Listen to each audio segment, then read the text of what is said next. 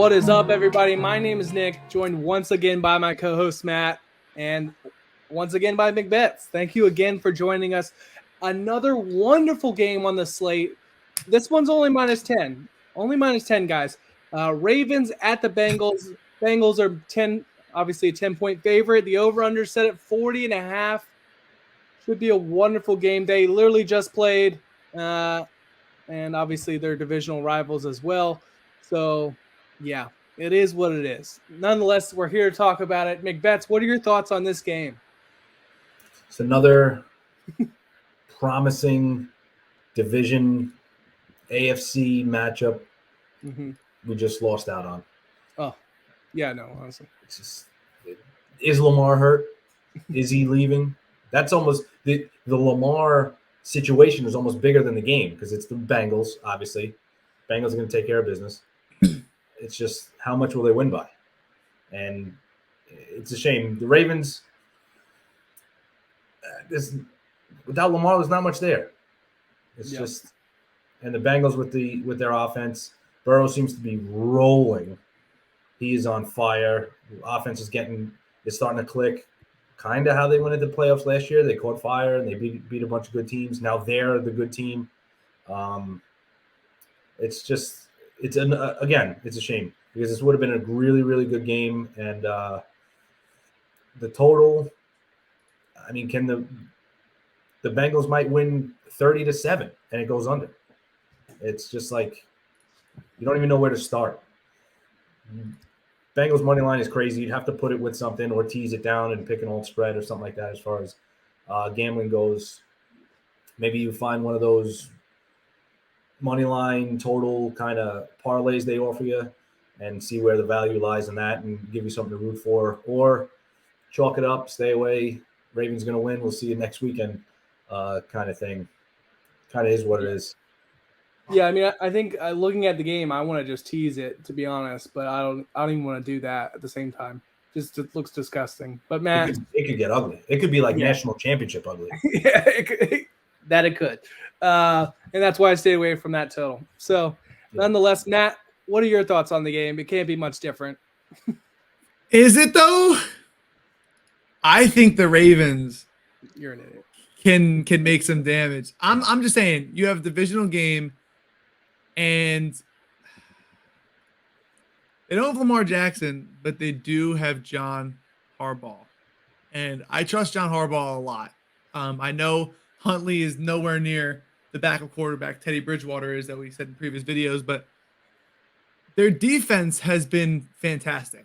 Obviously, you have an insane offense in the Bengals, but, you know, Joe Burrow plays in a great pocket. He plays well. If he gets pressured, he tends to struggle. I'm not saying this Ravens team is going to get there, but if they do, I think they can make this interesting.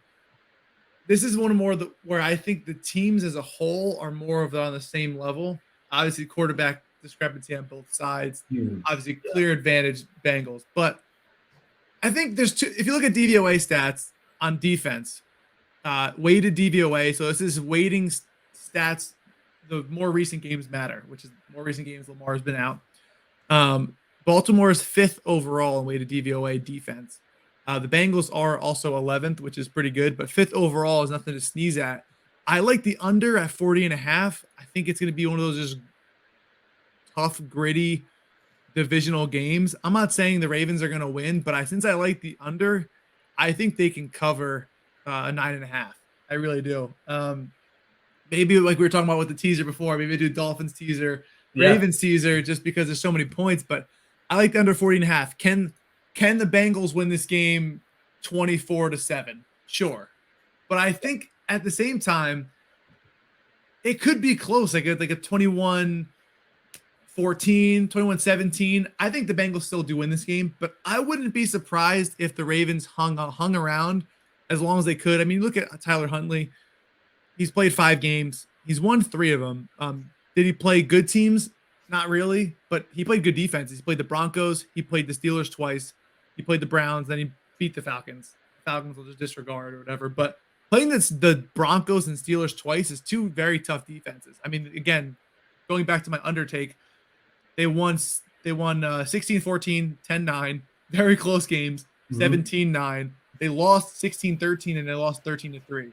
I think they scored more than 3 points. That Browns game was like a really bad weather game where it was just complete runs after runs after runs. But I think there's a chance that this game can be close.